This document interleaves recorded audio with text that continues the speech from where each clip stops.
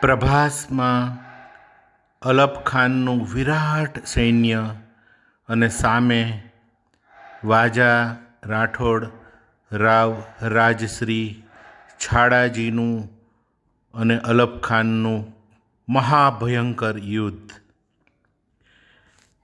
પ્રભાસ એ હંમેશા વીરોની ભૂમિ તરીકે ખૂબ પ્રસિદ્ધ છે.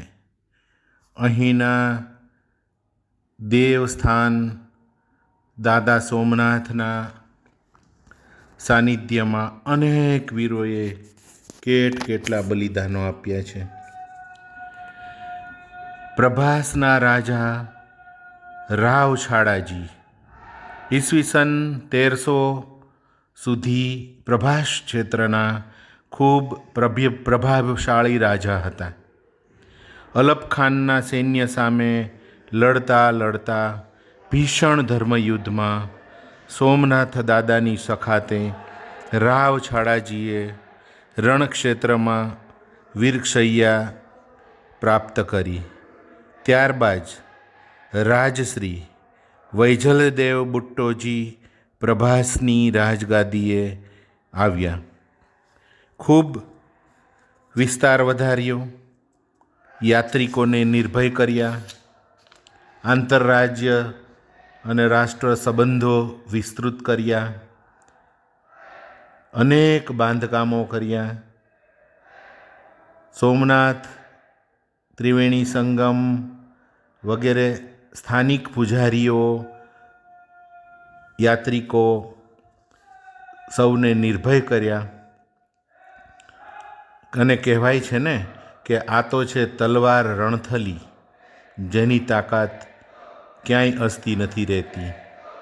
માટે મુરબ્બી શંભુપ્રસાદ દેસાઈ નોંધે છે પોતાના લેખ પ્રભાસના વાજા રાજ્યનો વંશાવળી અને ઇતિહાસ ઈસવીસન